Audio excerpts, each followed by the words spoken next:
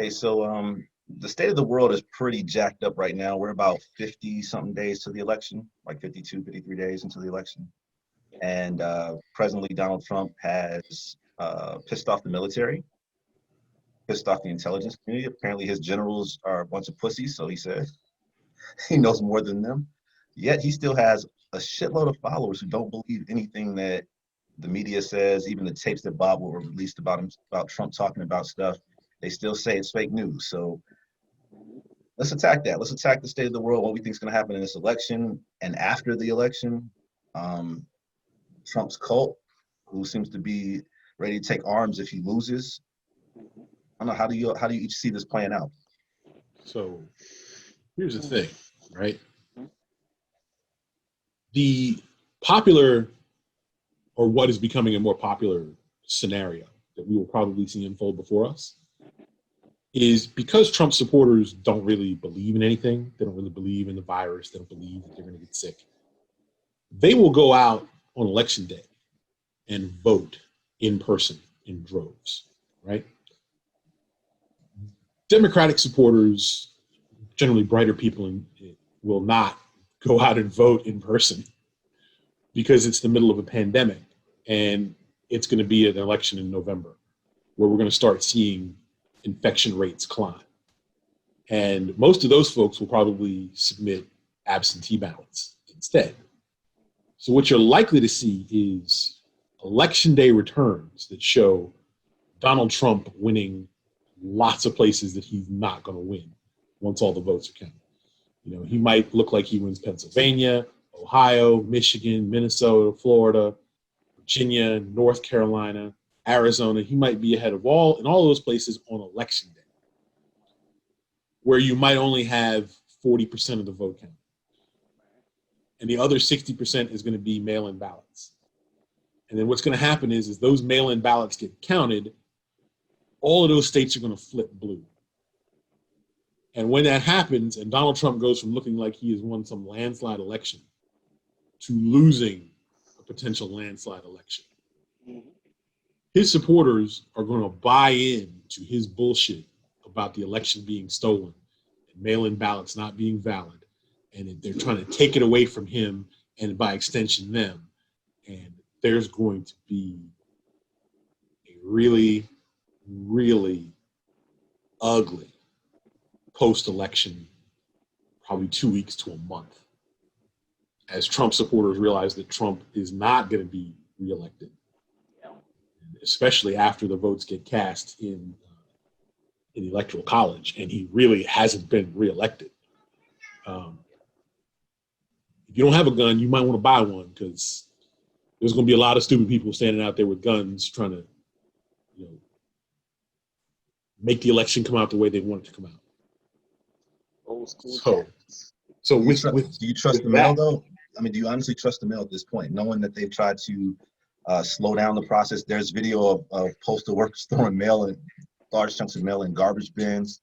I mean, honestly, I'm at the point where I'm an early voting person. I'm not going to even use the mail. Well, I'll just take a chance.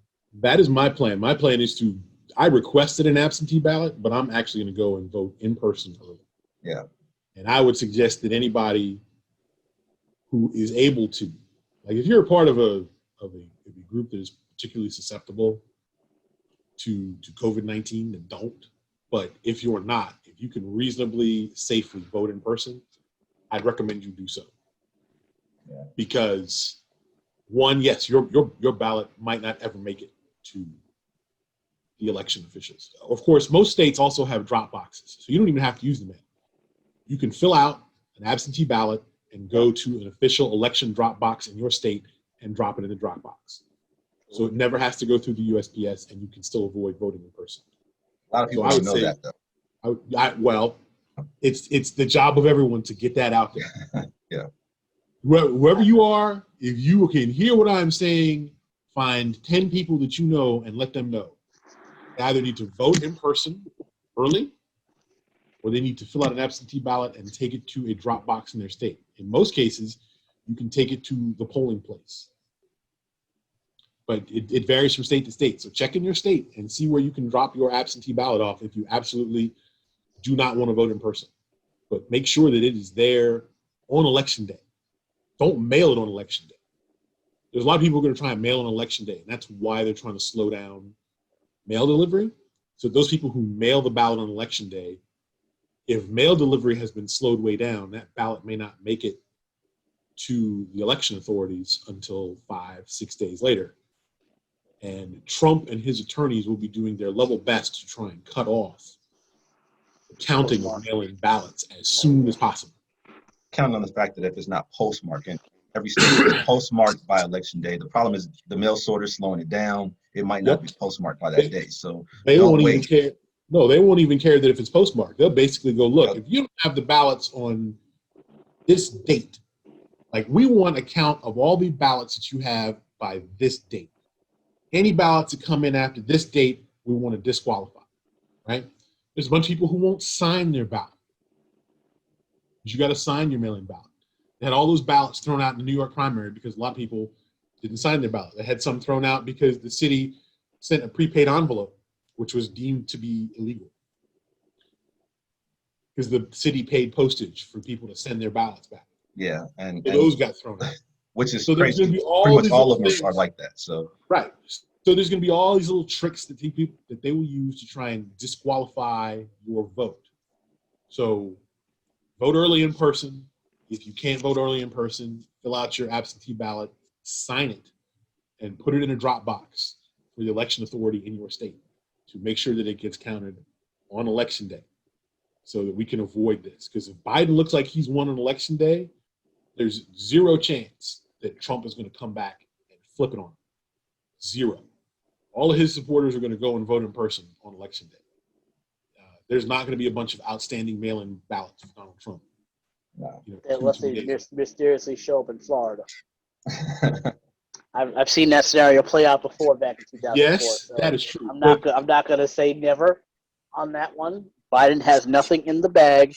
As the economy slowly improves and we prop this up with this bullshit stimulus packages as we keep going, that only makes Trump look better. Hold on. But the economy, wait a minute, but let's say what it is. The economy's not improving. You can't set a fire, then put the fire out and say, I saved the house. It's not better. It just has to be propped up, which it is. It's not getting better. You're recovering some jobs that were lost. It's better for Trump. It's better for Trump. That's the key. Because he's followed by idiots, of course. Well, again, it's better for him, so it looks a certain way. That's all he cares about. It's all smoke and mirrors anyway. But it looks better for him as we get closer to the ballot box. It does. No. And then people in times of crisis, historically speaking, vote for the incumbent. So all he has to do, technically, to eke out a win, make the economy look pretty by the time we get to November, because people don't pay attention to shit. It looks like he's improving things. Even if it's false, it looks like he's improving things. They go and they vote for Trump, and he wins. He doesn't have to win the blue states, which he's going to lose anyway. This comes down to the usual fucking suspects of Florida, Ohio, what the fuck else? Michigan, Wisconsin, all the Virginia, maybe, all the ones that are purple or on the fence. Comes down to them. Every other state is irrelevant, except like maybe eight or nine of these states that are always in the balance. Yeah, here's the problem with that, though. The economy's not actually improving, right? It doesn't have to be. It just has to No. When I say that, I mean for regular people who have to go out and cast a vote, the economy's not improving. No. Sure. The top line numbers look good if you're rich, yeah. Or if you're just going to look at like the numbers and not the reality. The reason that Trump was able to get elected in the first place was because the top line numbers were bullshit and real people were feeling pain. They didn't go through the same recovery that they're not the feeling greater it yet. economy did. They're not feeling it yet. They're not feeling it yet. But I think they're not going to feel it by election day. No, but I think often people confuse the stock market with the economy. And they're going to look at the Dow Jones, and they're going to look at the S&P, and they're going to say, in general, you're right. In general, you're right. People look at the news. More places are hiring, and more things are opening back up, and I can go to a restaurant now, and I can go to a movie, and my life is slowly getting back to normal. So see, after all, he did have this thing in the bag. He had a plan. He fucked up the first couple of months, but hey, he's fixing shit. And then people get lulled back into that sense of security, that sense of he knows what the fuck he's doing. And then they say, I'm going to continue this on. because he's the incumbent. Things were fucked up at the start, but he's really rallied behind and picked everything up, and it looks pretty. Even though the economy is shit and going into the tanker, but it don't look that way on TV because they're not discussing it that way. Everybody is. But hold up, but that's not gonna fool. That's not gonna fool That's as many what I'm people as worried about. before. But that's not gonna fool as many That's people what I before am most because. worried about. But hold on, People a lot having of those this restaurants, false a lot of sense those restaurants it's have gotten closed better or permanently. getting better, But and wait they a minute, go vote for him. wait a minute. A lot of those restaurants have closed permanently. A lot of those servers have lost jobs. A lot of retail people who work in stores have lost jobs. They're not coming back because they've been permanently damaged by being shut down for so long. And in a typical economic recovery, even fake one, that could work. But in this case, at least a third of those people are affected, and they're not going to be fooled by what they see on TV because they're still not getting money. They still can't go to work the right way. Their kids can't go to school. So I don't think he can fool as many people as he did the first time. I just don't believe people are that smart to not be fooled by what they see on TV. Well, but unless they're affected by it, they're smart enough to see what they're affected by. Yeah, they're affected directly by it. But the other problem that Trump has is when you look at the polling in these states, Biden is polling at or above 50%. So I don't know anybody who's thinking there's nobody you can convince an undecided person to vote for you if you're Trump. If you're one of these people who still hasn't, for whatever reason, made up their mind, you're not going to convince somebody. If there's somebody who's thinking about voting for Biden right now or saying they're going to vote for Biden right now, they're not going to flip and vote for Trump. Well, let's wait till after the debates. I'm still thinking that's the one way Biden can fuck this up. Look, no, because if you look at Biden can't still fuck it up in the debate. That is true, but Trump is not going to spring chickens either. I think his will be worse. I think we're going to have a good blooper reel of presidential debates coming up. That's going to be fun. They have done polling on who people expect to win the debates. Trump leads in that polling, 45-41. So most people don't think Biden's going to win the debates anyway. Unless they spike his milk and magnesia and get him some energy. I don't know. Right. Well, but Donald Trump has been telling people that he's Sleepy Joe and he doesn't have mental faculties. So Trump, instead of actually playing up his opponent, is playing down his opponent and his opponent's abilities. So if they go out there and it's basically even, Biden wins by default because Trump has lowered the bar. But if you've told everybody that Biden doesn't have the mental faculties required to be president, but he can hang with you on a debate stage, what does that say about you? Yeah. Or the fact that they don't care at this point. They know, they're like, okay, yeah, Biden's not, but I'm still voting for him because you're a clusterfuck. Well, exactly. So that's the problem, right? There's a very, very small percentage of undecided voters at this point. And in a lot of states, those undecided voters could break 100% for Trump and he wouldn't catch Biden because Biden's over 50. So if you have 51% of people who say they're going to vote for you, you have to have people actually decide not to vote for you and to vote for Trump. It's not like in 2016 where you basically had 47 for Clinton and 45 for Trump, and you still had this pool of undecided voters who are going to tip it one way or the other. If you're over 50, you have to have people decide they're not going to vote for you and vote for the other guy. And I don't really see that happening, especially since coronaviruses are more infectious in colder months. So the likelihood of us seeing infection rates continue to decline is very low. We're probably going to see them spike back up, which is going to force another round of closures, another round of layoffs, and things will probably end up getting worse in the fall before they get better. So I don't see any way that this works out well for Trump as it goes into the election. He's just too incompetent to actually develop a plan and implement a plan. I mean, he had a plan given to him by the previous administration. He threw that out because he didn't like the people who gave it to him. Okay, so let's play a game real quick. Since Dre is so under the belief that Biden is up, right? And Trump's still going to win this thing. Let's do this. You guys all know that website, 270 to win? Are you familiar with that or not? Yep. Okay. You guys should see that, right? I do see that. Yep. Okay. All right, so this is the state right now, what it's looking like currently. Democrats, they got already 273 along with the 183 guaranteed, some of the leaning, likely and then leaning. and then the guarantee 88 for Republican, meaning 37, likely 44. So let's go, Dre, with you. Let's call out some of these states. Pennsylvania, what does everyone think is going to happen? I think at the time, Biden was up by about 8 points on the average poll. Pennsylvania to me is too much. I really don't know. I mean, all the problem states to me, Pennsylvania, the death problem, Ohio, questionable, Virginia, Michigan, Wisconsin, Minnesota, Nevada probably going to go blue, same Colorado. I mean, I personally think I think Biden's going to take Michigan without question. I'll give Ohio to Trump. I never trust Ohio. I think Ohio's always going to be a red state.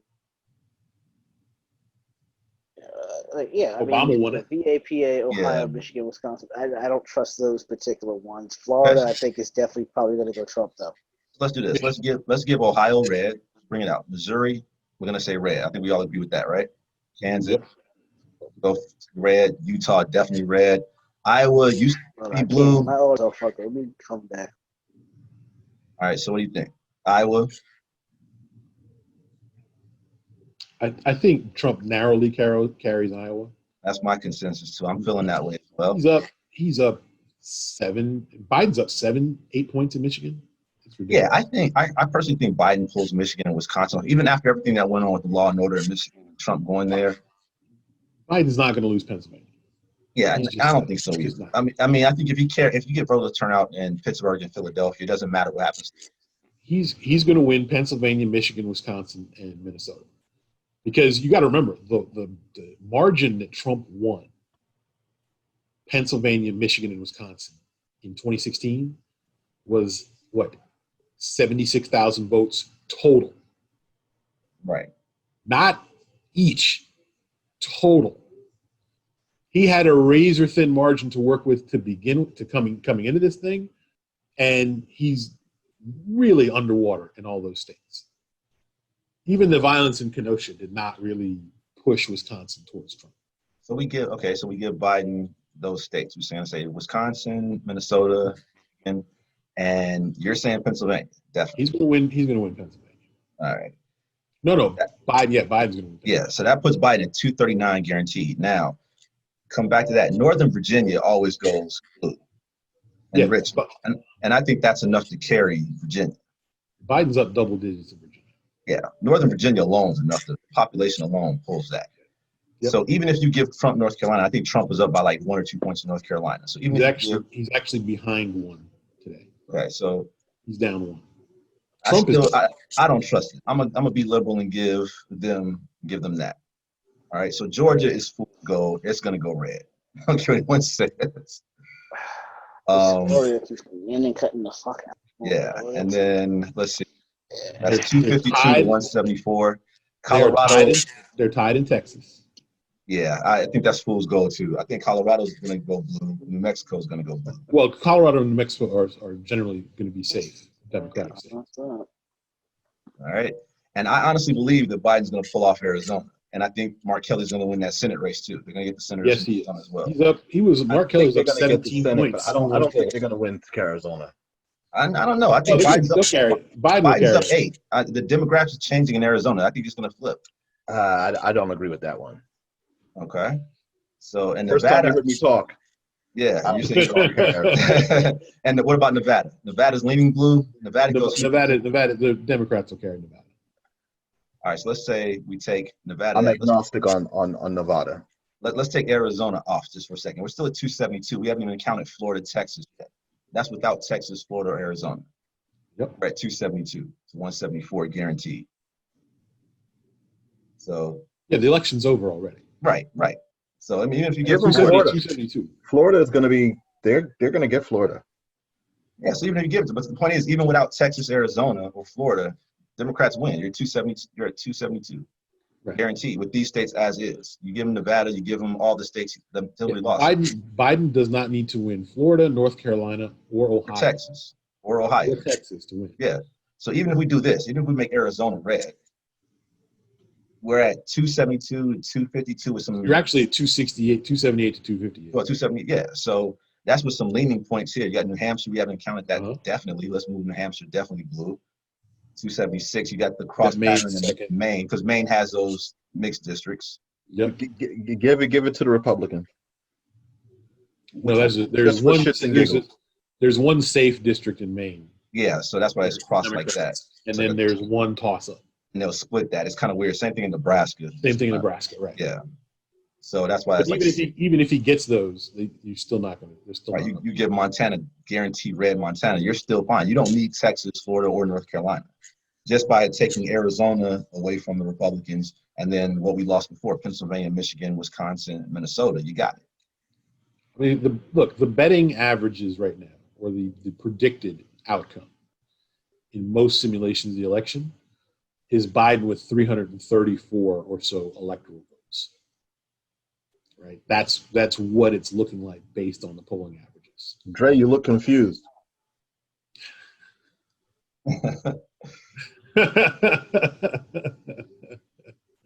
Some of this audio pissing me off. I keep looking at this map like this projection of right now. Yeah. It's like, what if Biden loses Colorado? That drops 9. That's what? What if he loses New Jersey? Right. I mean, he's not going to lose New Jersey either. He's not going to lose New Jersey. I mean, there's no way. I don't know. When you start talking about him losing Colorado and New Mexico and stuff like that, like those, the election would have. What happens if he has a situation where it's like 269 to like 260? There's 270. There's a way you can get to 269 tie. I forgot. Which becomes a problem. But like yeah, you take Colorado and let's say that goes to Trump, but then Biden wins New Mexico. Okay, yeah, but if you flip Wisconsin, you'll get to 268, 268.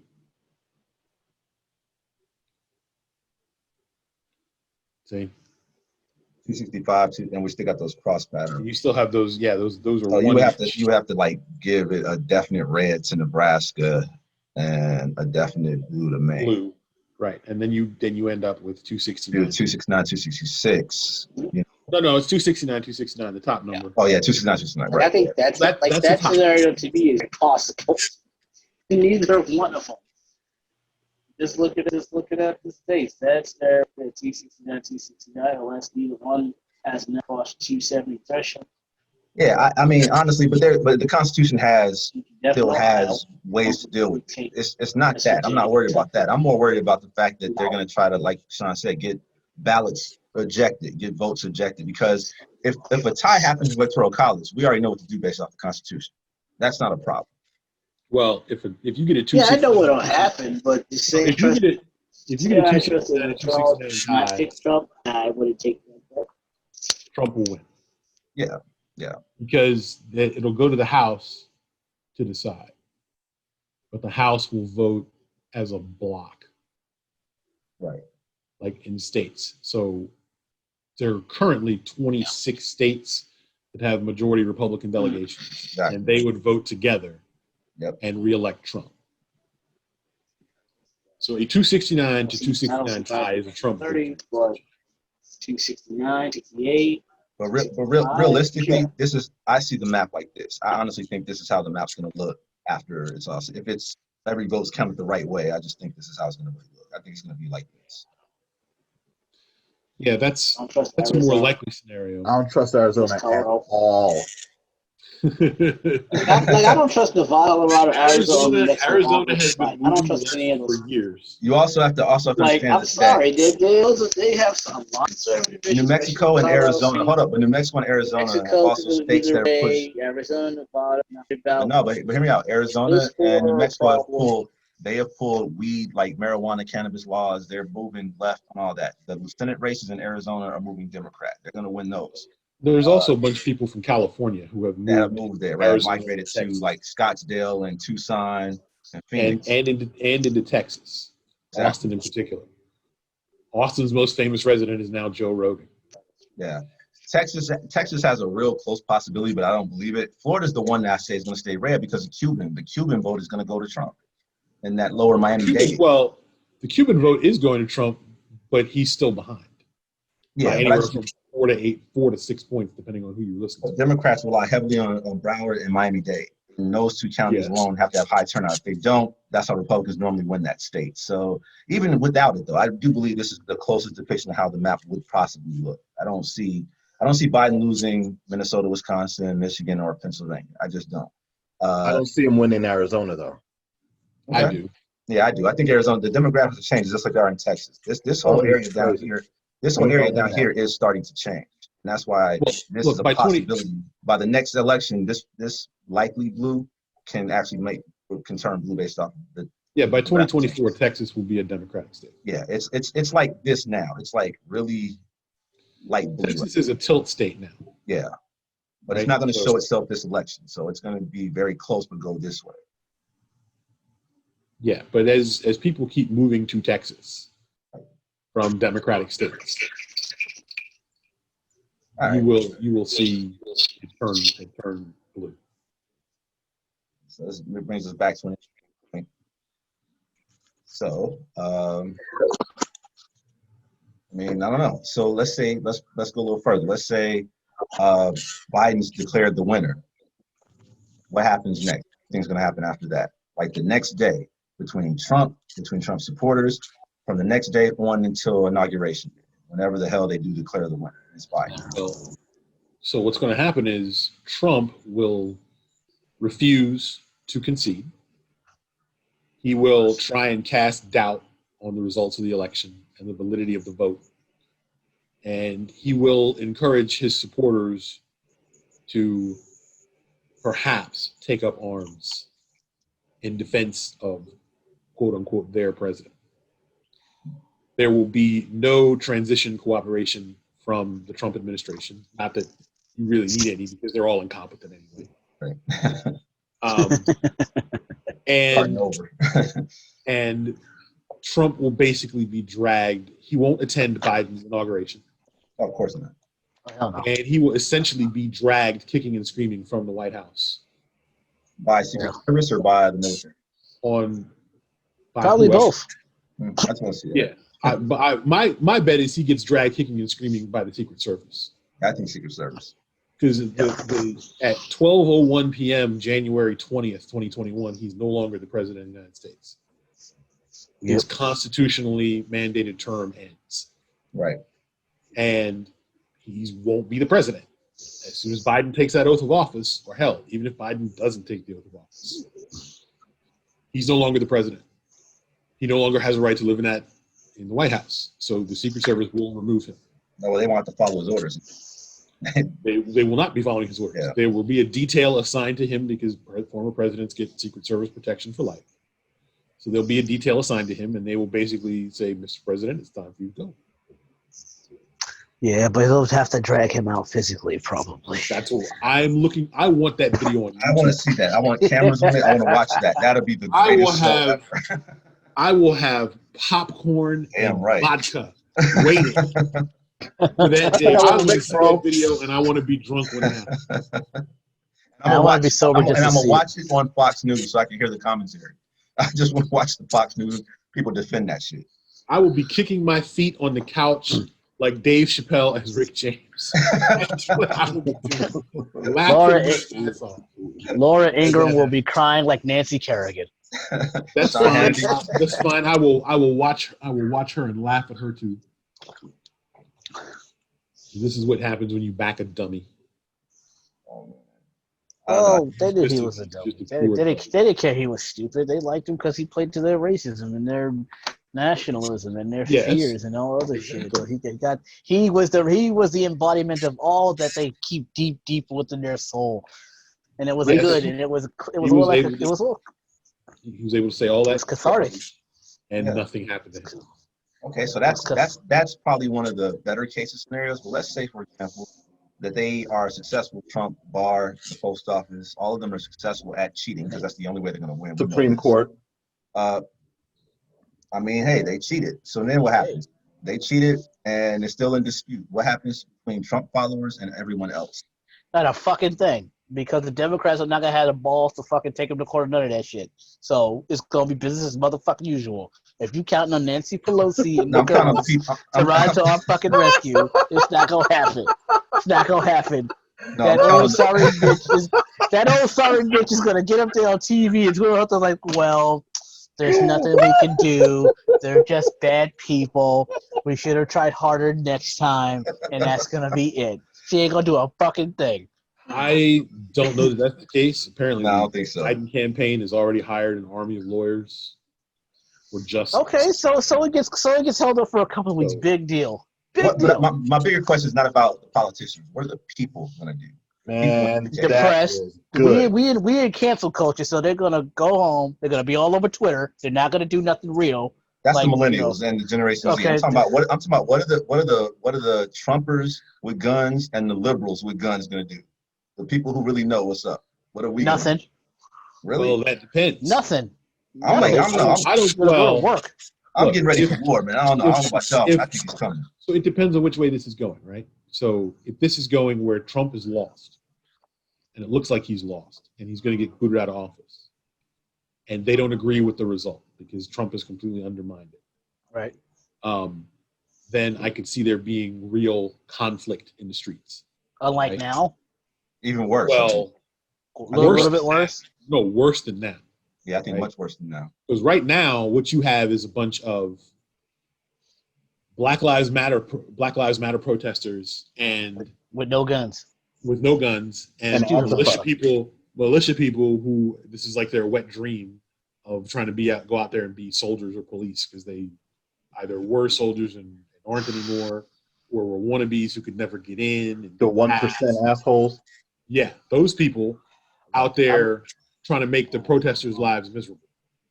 If Trump has lost, and he has managed to cast doubt on the results, white riots. Yeah, you will see armed Trumpers going out and causing havoc. Where do they go? I don't know what form that has. Chicago. They're all going to go to Chicago. They're not going to the hood. They're not going to the hood. So where do they go? They're not going to the hood. Where do they go? They go to Main Street to the round courthouse. They are likely to try and storm state capitals.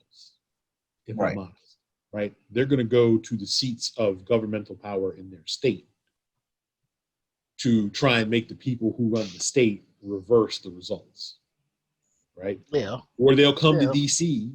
as an armed army to try and somehow protect the White House from the actual government. And get droned out of existence. Please let that happen. Well, I'm saying, but that brings up the question. So what's the next move if that does happen? They come to D.C. No, but they come to D.C. They storm state capitals. Well, what happens? What do the governors do? Well, if a bunch of stock market drops 20%.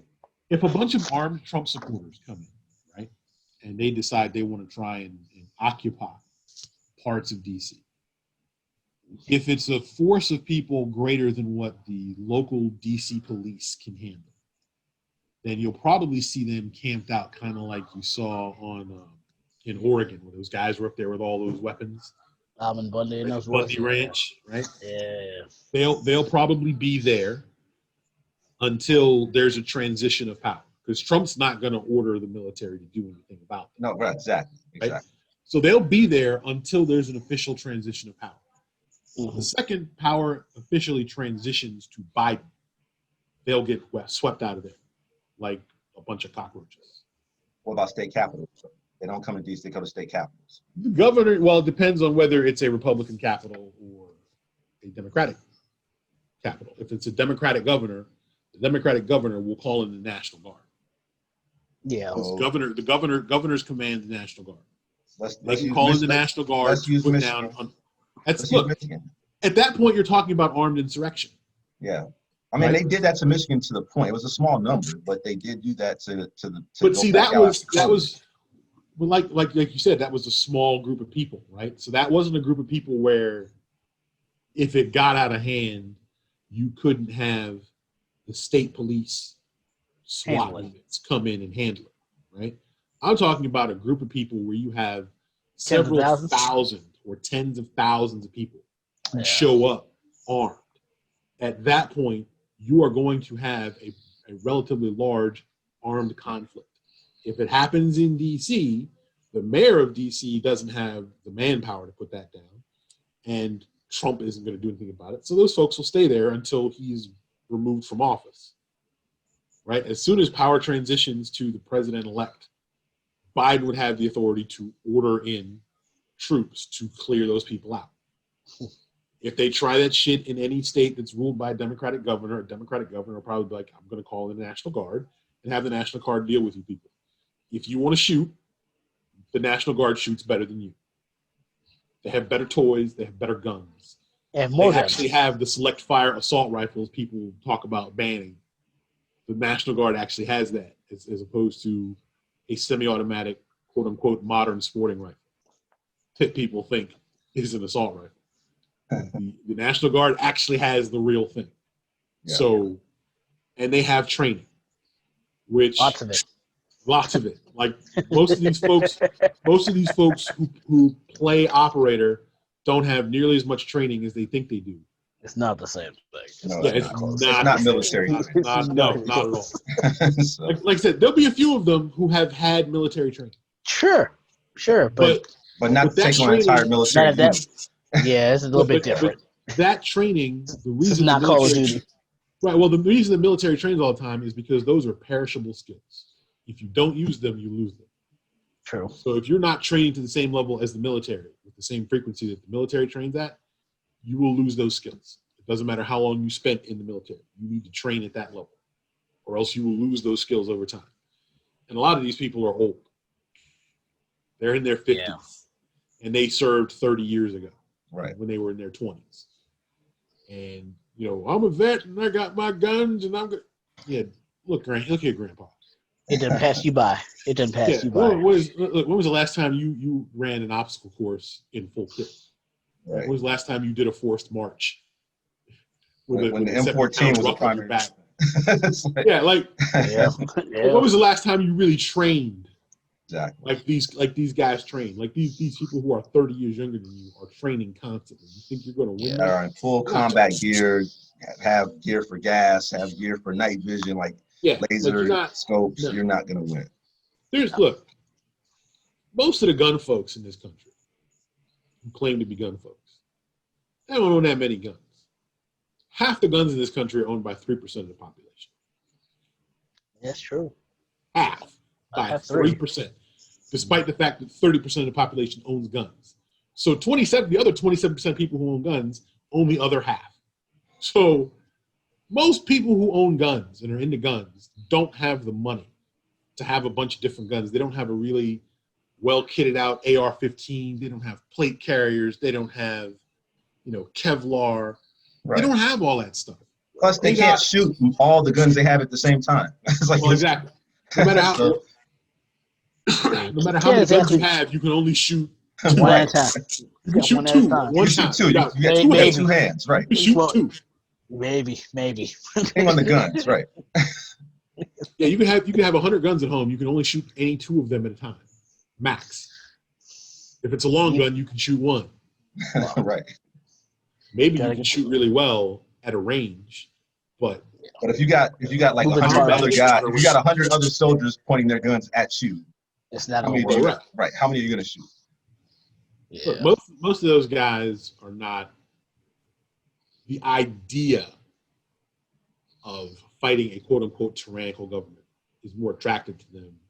Actually doing it. The reality of actually. Well, they haven't been shot at, and that's the problem. Right. Well, and if you look at most of these folks who have gone out with guns and been a menace, they've been menacing people who aren't armed. Right? Yeah. They also overweight.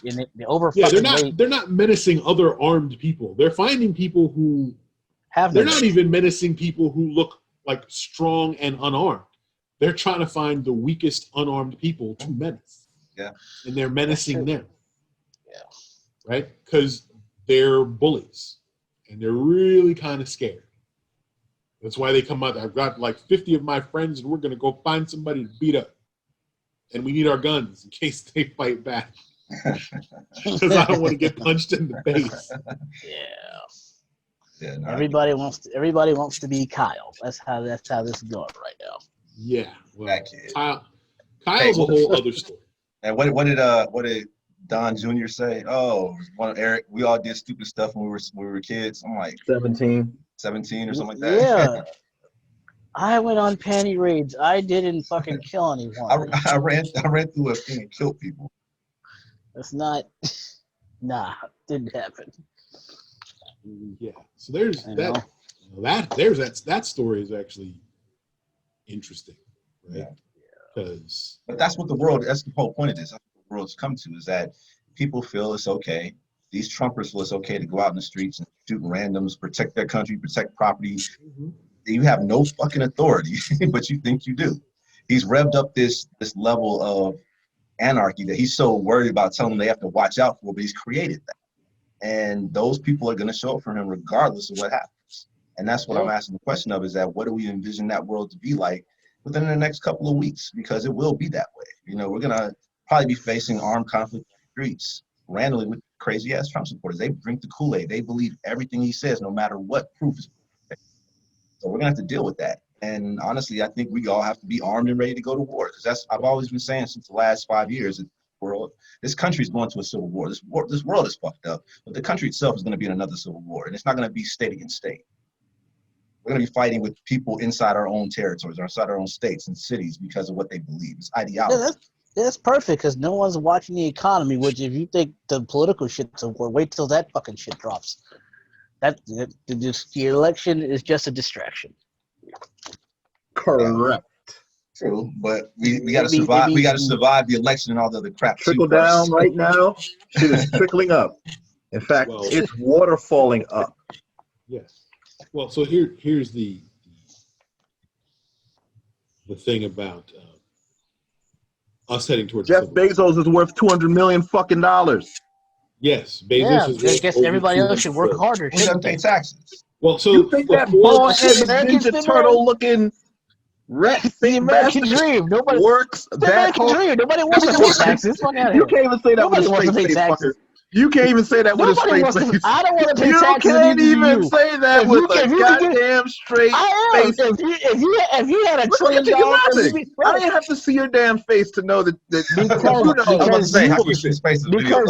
because you know, and I know, if you had $1 trillion, bullshit. If you didn't have to pay taxes, your ass wouldn't. Stop trying to convince me your black ass to volunteer to get these motherfuckers more money. Bullshit. No, be like, I don't want to give them bullshit. Hold on. Shut the hell up. This is what it is. I don't want to pay taxes that Jeff Bezos and other bunch of fucking billionaires should be paying. I have no problem with paying my level of taxes. None. Everybody says that till they get there. Zip, zilch. I'll come back to that statement when you get there, because I don't believe that. Come back to me. I will definitely come back, because I think that's a bunch of horseshit. I mean, honestly, I'm not a sociopath. The higher people go, typically they want to pay less. That is believable. No, Dre, it's not. Dre, it's not about money. It's not about money. Taxes. Yeah, it's about the person's ideology. No one individual who is. What are you doing that you're worth $200 billion? Like I said, Amazon, hold on. He has the market. People choose to buy at Amazon. They don't have to. Like I said in a post to you before, I said, Could Jeff Bezos be fantastically and fabulously rich? I said, abso-effing-lutely. $200 billion while people can't even take bathroom breaks? Yeah. Making $15 an hour? Absolutely not. And all those people, they are the people, revolt, and they can revolt. He is not in those warehouses shipping that material. Without them, he would make no money. Right, but people still go to work and don't revolt to bring him down, do they? Oh, because they can't. Let's not. No. Don't go there. Don't go there. People have worked for him. Amazon has hired people. So you want Jeff Bezos' head on a pike? I'm just saying, there's one dude, right? There's thousands of Amazon workers. In a peg at Amazon One in Seattle. That would make you feel at least I can respect it. At least I can respect it. It becomes fair at that point? Sometimes in capitalism, that is the risk you run if you want to be a tyrant. So it eat comes the rich. with the territory. So you're down with eating the rich. If you could get away with it, go for it. But if you can't, I don't want to hear you fucking so now you're Bane. So now you're Bane. If you think you can go for the throne, go for it. But if you lose, you lose. It's the same thing on the other side. If you think you can rule that way and it makes you more profit, then so be it. But if the people are too lazy and too complacent and don't care, and he's getting rich like a king, I don't want to hear your fucking complaints about it. Either buy Wait, it from him. complaints about it. Let's drop some facts about Amazon. But they're not going to do it, though. But they're not going to do it. They're just going to buy their shit off of Amazon, spend 90% of their check there, bitch and moan about making $15 an hour. They will not support a union. They will not fucking join one. And they sure as hell are not going to organize. So what is the point? What are we really arguing? So hold on a second, Dre.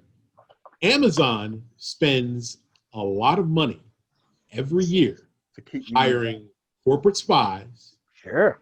The entire job it is to make sure that their workers cannot organize. They are actively working against their employees illegally forming a union. It's not that their employees didn't choose to form a union. It's not their employees don't want to join a union. It's that Amazon is actively working against it. They are monitoring people's step counts illegally.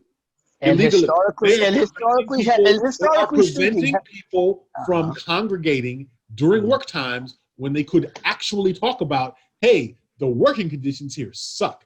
Maybe I'd like to take a pee more than once. Once every 12 hours. They take retaliatory action. He said, I'm going to give you this. Organize their fellow workers into labor unions. Well, It's not that the people at Amazon don't want to be in a union. It's that Amazon is working actively against letting that happen. And hold on, Sean. Andre's talking about they're lazy. These people get your shitty, shiny Chinese shit working 12 hours a day on their feet. And they're lazy. Let me tell you, on their behalf. Average Amazon factory worker on their behalf, miles a day. What do you mean? Let me tell you something. Wait, Dre, why do you believe it's so easy? Wait, no, hold on. Why do you believe it's so easy to organize in a situation like that, or the fact that because somebody is like Hannibal said, busting their ass 12 hours a day to work for pennies, sure, and they're lazy? That's like saying a black person is lazy because they can't get a better job or something like that. Like you've heard that same word before. You're saying it about them. I'm going to say it. I'm going to continue to beat that drum. I've worked in the private sector a long time, especially call centers. My aunt, who I love very much, has been a union lady. She is an organizer. That's what she does for a living. She does it for nursing homes and hospitals. Let me tell you, I've taken her to union meetings. I've sat in some of them. I've seen her have conversations with these people. I've had conversations with these people. And let me tell you, people are lazy. They don't never, ever want to upset the boat. Magically, even on their off time, you ask these fucking people, come out, volunteer, show support, take you. They don't want to fucking do it. And these are people who work 8 hours or 16 hours in the fucking medical field. They make vastly more than an Amazon worker, not a lot. So if we're talking 15, some of them might make 16, some of them might make 12, some of them might make 20. I watched her for 3 years push to get the whole Fight for 15 thing. I watched that shit. And I can tell you thousands of people who were making $11.50, $11.75, and all the other bullshit, and she's busting her ass and trying to convince them, come on, 515, let me get your signature. We can all get, better benefits and better pay. Deaf ears. This is in liberal fucking Massachusetts. This is in places like Brockton and Worcester and fucking Dartmouth where these people make shit. They make nothing. But Friday comes, Saturday comes, Sunday comes, holidays come, weekends come. They don't want to come out and volunteer their time. They don't want to give up an hour to have a meeting. They don't want to do – no. This is how human beings are. Let me finish. No. This is how human beings are. So this idea about workers can't – I find it to be bullshit. They don't want to do because they don't fucking care. They just don't. So I don't have no sympathy because I've seen it up close. I've seen it up close. You're giving absolute – wait. You were giving absolute – okay, but you haven't seen everything. You've seen a portion of it, but that's an absolute view. Hold on, that's an absolute view. I'm not saying what you've seen does not count, but just because you've seen one side of something doesn't mean you've seen all sides of a problem. And you got to try. Then you got to also try harder. Okay, fine. You work 12 hours. You work 12 hours a day, 5 days a week, 6 days a week. Most corporations do their damn hardest to make sure people cannot unionize. And when you're in a situation where this is the only job you have, and it's also the fact that they can just fire your ass and bring somebody else to the same job, and you need to make sure your family eats. You got to take shit sometimes. Doesn't mean you're lazy. Happened to me too. So what? I've tried to organize a call center I was in. It's not as easy as it sounds. I know how hard it is. I know how hard it is to get to. I've actually done it. Let's actually compare apples to apples, all right? Because working in a call center, because I've worked in call centers, working in a call center is nothing. True, but still, right? No. Working in a call center is, for the most part, a job that is very easy to be lazy in, right? You just sit at your desk, you answer a phone. Sure. As long as you're making enough money, it's very hard to have really bad working conditions in a call center if you're answering phones. Now, if you have to make calls, and that's something a little different. But if you're just answering calls, it's nothing. It's nothing compared to what an Amazon worker goes through, right? Amazon. I've also worked production too, so it does. For this, people are still people. Defense, folks in college, they had those call center. They're selling like those international calling cards before the days of when. Listen, those people came back from work. These are college students, looking like they got jumped by the KKK. Proud Boys. Like it's what, and it was like people are nasty. Like it's exhausting. It's exhausting to do those things. It's a psychologically oppressive. But you have to take into account how much of that is because of the nature of the work that you're doing, because you have to call people. To talk to people, the people there are the problem. There's no amount of change you can make to a workplace environment. It's going to make the people you have to deal with any better. Nursing homes are hard work. Recruiting. This is why I don't do recruiting. Calling people and having to talk to them is to me it's the worst fucking job ever. But it is. But that's the nature of that particular job. Right. If you are an Amazon, first of all, when Amazon opens a warehouse in an area, it suddenly drops the average pay of warehouse workers in that area. Same with Walmart. Right. Well, and this is part of the problem, right? But an Amazon worker is actually physically beat up by the job that they're doing, because they are constantly, and I mean constantly, walking around that warehouse at a speed. They have a fucking computer. They've got to ship so much stuff in a quota time for him. Amazon has automated management of employees, right?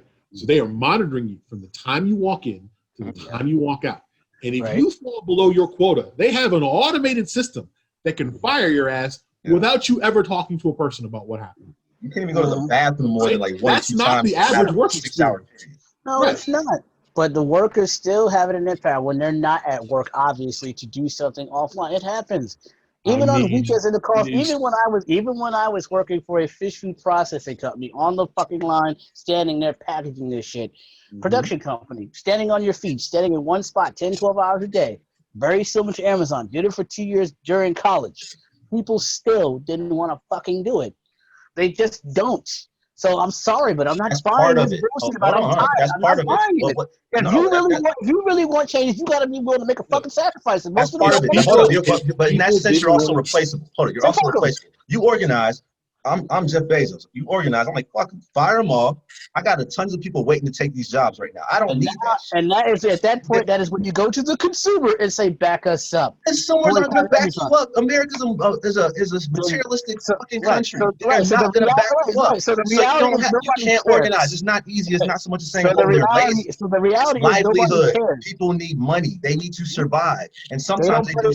Well, you have to make a sacrifice too for what the hell you want.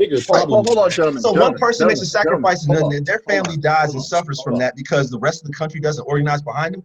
Dre, no one's gonna fucking get up behind this because everyone wants their Amazon. They want the packages in 2 days. No one cares about. This is one of these situations where there's nobody wrong.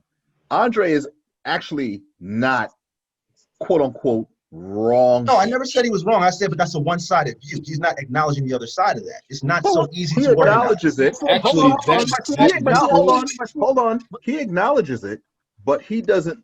Based on his experience, this is me trying to be fair here. Based on his experience, he does not see it as a valid reason. It's a reason. Yeah. But it's not a valid reason to suffer in those type of conditions. And to a degree, he is correct. But look at the last 40, 50 years since basically the death of Keynesian economics.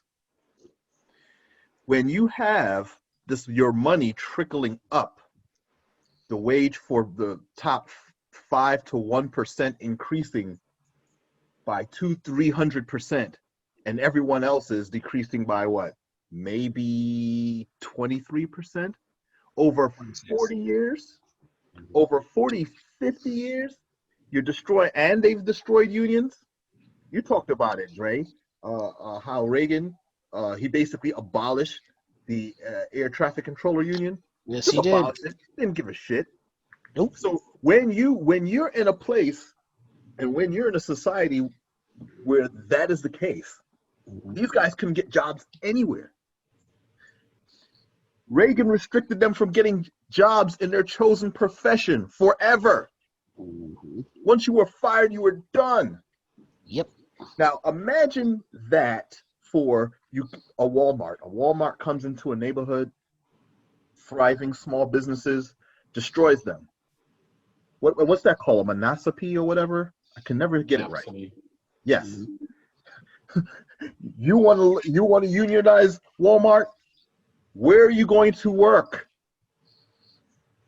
What if you don't have a car? Where are you going?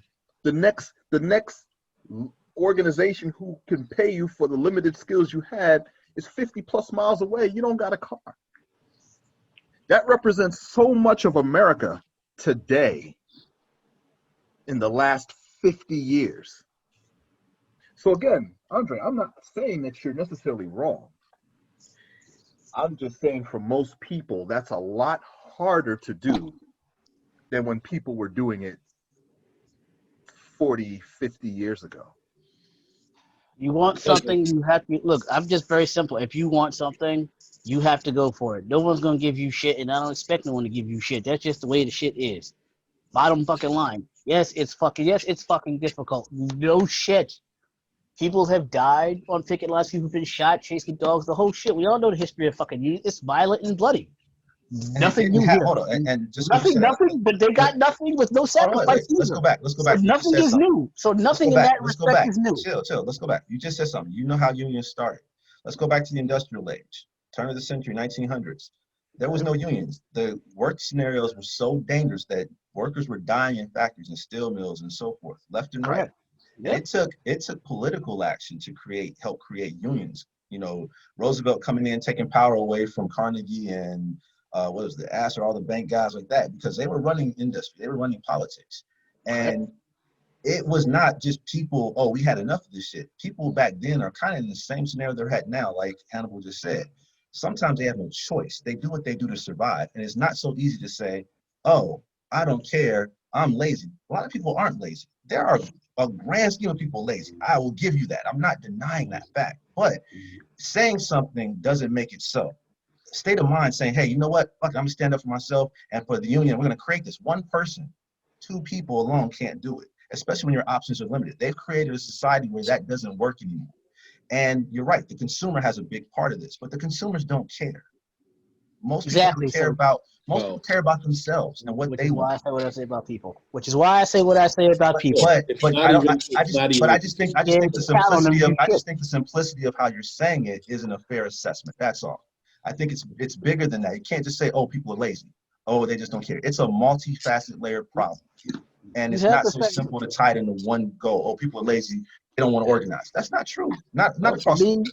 For me, having done it, and for me, as often as I see my aunt, because she's about 2 miles away from me, and we talk about this shit, and he tells me about her day, and this is just healthcare. These are people who you're at the hospital at 6. You're supposed to get off at fucking 2:30, but your ass is there till 6 o'clock. You're dead tired. Patients would slap you. They've shit on you. You've gotten into somewhat of a fight with them. They're difficult.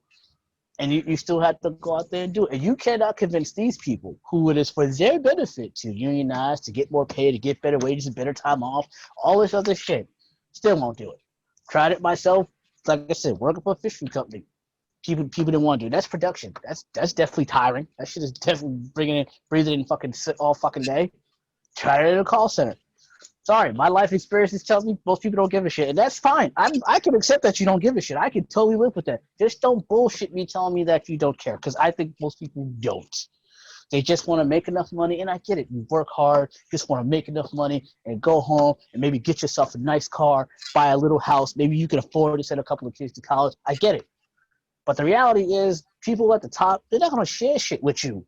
This idea that they're gonna have this come to Jesus moment and say, yes, out of my trillions of dollars, here's 40 extra %. That ain't gonna fucking happen. And I don't think that so the people, not just the workers, not just the workers, but also the consumers who like to virtue signal that they care. They love to virtue signal that shit all over Twitter. And all over. That's exactly my point. So you can't expect something greater.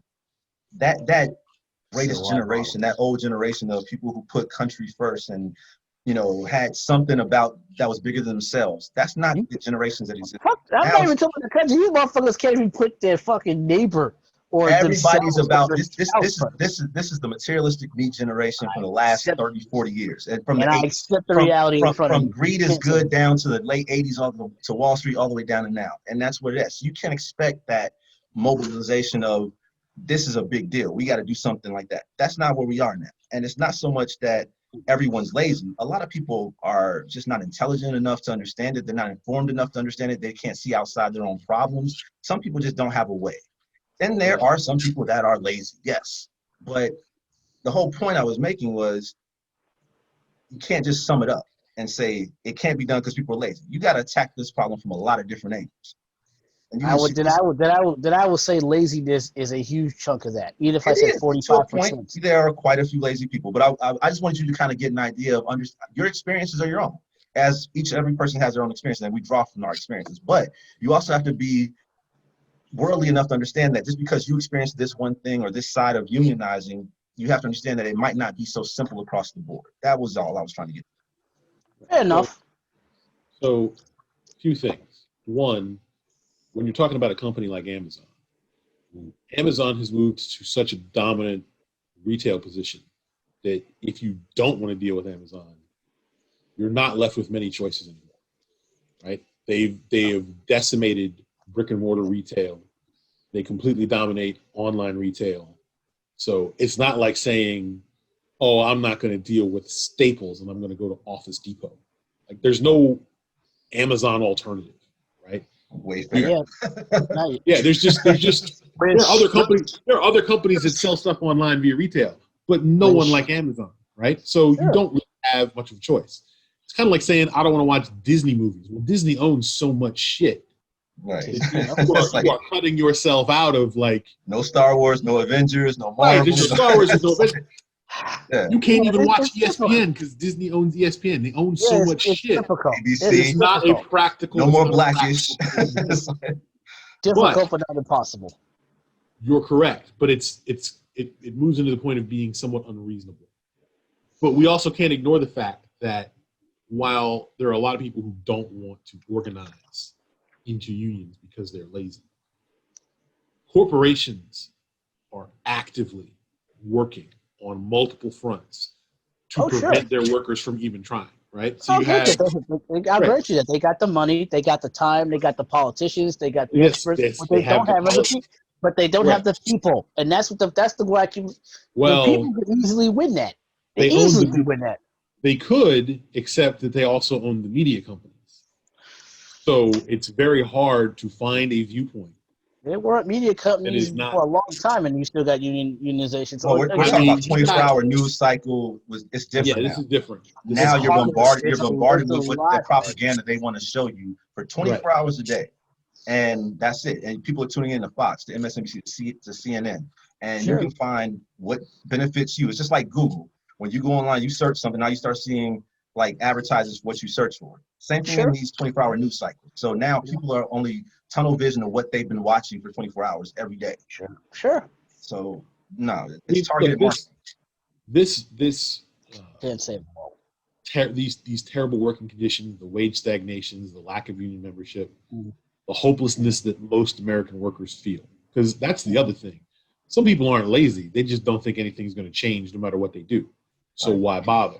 That's how we got Trump. It's like, oh, right? why bother? We've had the same. Let's just give him a vote and see what happens. Well, Trump was, if you actually go back and listen to some of the shit that Trump was saying in 2016, he was actually giving voice to some of these worker frustrations in 2016. He did. Is a large reason of why we actually ended up with Trump.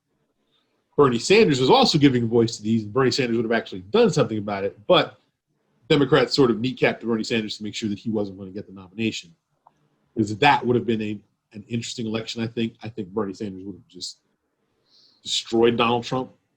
Because all of the populist messages that Donald Trump was saying, Bernie Sanders has been saying for decades, and Bernie actually had real policy behind it.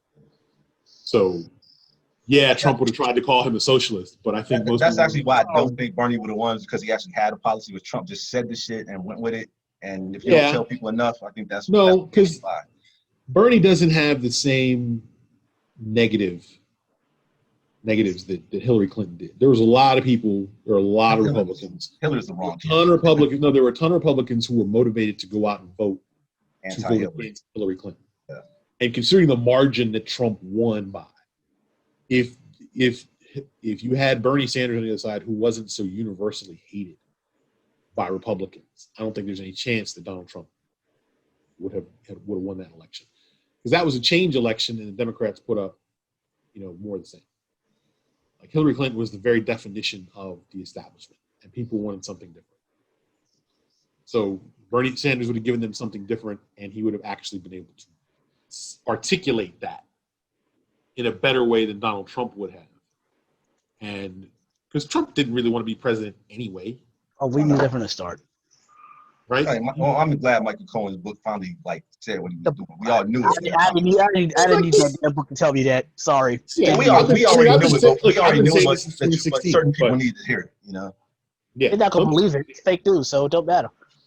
Well, that's true. Then some of the independents need to hear it. Some of the ones who aren't Trumpers, but they kind of went in the middle. Trump was about branding. He's always been about branding, and it was about his new TV network and whatever else he was trying to come. He wants to be on TV. He wants to be popular. He wants to be wealthy. That's all he cares about. If Trump wasn't such a malignant narcissist, he would drop out. He doesn't. No, but he doesn't want to. He doesn't want to be a loser. Right. Right. That's the only reason he's running. Is because he doesn't want to be a loser. Or go to jail. At this point. Well, there's that too. He doesn't want to go to jail because he should be in jail right now. So that's another question. So let's say he loses. Can he pardon himself for something he hasn't been accused of or hasn't been charged with yet? There's no official. He can't give himself like a blanket pardon for anything to come. He's not allowed to pardon himself. He can't pardon himself. Okay. He'll try. He'll try. I mean, at this point, William Barr is letting him do anything. So I don't know. It won't be up to William Barr. Right. Trump can try and pardon himself before the end of his term, and then the new Justice Department can challenge that. He can pardon himself. Yeah. No, he's not. Yeah, he's not really supposed to pardon himself. Technically, there's no rule against it. That's what I'm saying. Technically, there's no law saying you couldn't do it.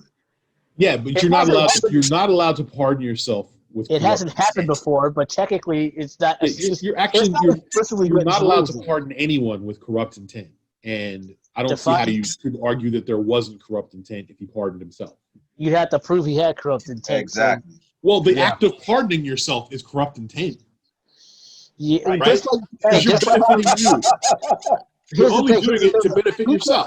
All I'm saying is, constitutionally, we can't even settle whether or not he violated the emoluments clause in the Constitution. So I think as far as him pardoning himself, that's something that'll be tied up in the fucking Supreme Court forever. He'll be fucking dead by then. So this is why I'm thinking, it could technically happen. And by the time the Supreme Court sorts that out, he'll be dead. The reason the emoluments thing hasn't gone anywhere is because that shit gets referred to the Justice Department, which is what happens there. Yeah, who's not going to do anything. But I mean, like the scourge, like coming down with a rule, like a hard, fast rule about it, takes forever. Because he could appeal it, and then it'll go to them, and then I say it'll go to them, and by the time we're 15 years later, he'll be fucking dead. And it won't take that long. It won't take that long. It would take 2 years max for it to wind its way to the Supreme Court. And which again, he eats like McDonald's every day, so he could be dead by then. At this point, he should already be dead, so I don't think he will. Like, he should be. I hope he has a heart attack during the first debate. That's what the fuck I want to see him drop dead. We're not that lucky.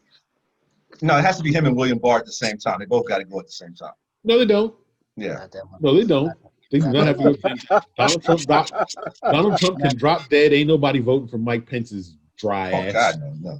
So if Donald Trump drops dead on the stage, Mike Pence can become 46 and Biden will be 47 because Pence, he's not doing anything. You'll get a couple of months. That happens, then what? Pence will be president shorter than William Henry Harrison, right? No, Harrison has 30 days. No, he'll be longer. He lived 30 days. Harrison died in a month. Yeah, 30 days of presidency. Yeah, 30 days. Pence would be president through the transition. Yeah, I guess so. All right. So that's a little longer. Yeah. Like 90 days, like 90. Well, at least we'll call him lame duck at that point. So it won't count. Yeah. Yes. Yeah, you think it? Yeah, a lame duck Donald Trump is a dangerous thing. But I still think there's a high possibility though Trump still wins, and I think he's being undercounted for that or undervalued. I think it'll happen. Only if people get complacent. People are complacent. If he's successful with his cheating methods, which he will be, it looks like he will be. And then what happens after that is in question. And again, I have to agree with Andre here. I'm like, the Democrats are spineless. These Democrats had balls that I would be like that. They got this in the bag either way it go, but they're pussies. So if it comes down to a street fight, they're gonna put up the white flag like they fucking did with Kerry. The Democratic Party ran out all of their street fighters. They ran them out. The Anthony Weyners and the Elliot Spitzers. They ran those guys out. It's not that the Democrats are spineless. Yeah, they it's are. No, it's not. Well, they are feckless. It's that the people in the Democratic establishment see Donald Trump as a good thing, just like the people in the Republican establishment see a Biden presidency as a good thing, because they're able to fundraise off of that, right? They're able to make money off of a Trump presidency. It activates the base. People get a little comfortable when a president from their own party is in the White House. And they get a little more agitated when someone from the other party is in the White House.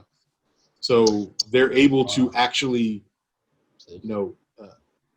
gain support and make money and get nice, cushy consulting gigs and all these other types of things that happen when they're the party out of power. So they want to win to be in power. Oh yeah. But if they don't win, they see an upside to that too, right? Yeah. Heads we win, tails you lose is the But that doesn't count now. That doesn't count for now because now it's like that doesn't count in politics. That doesn't count now because the state of the country is like at this point you're talking about what's left with democracy is about to be a dictatorship. So fundraising won't be they don't really believe that. They don't care about that. It's gonna happen. They don't. Well, the problem is this: Donald Trump is only marginally less competent than Adolf Hitler, who was incompetent. Right? But you're only as good as your enablers. This is true, but Donald Trump has run all of the competent enablers out of town. Yeah. This is the problem. Donald Trump is incompetent, and he has to be the smartest man in the room. Therefore, everyone he hires is less competent than he is. Right? We saw him have all these competent people when he came in to the White House.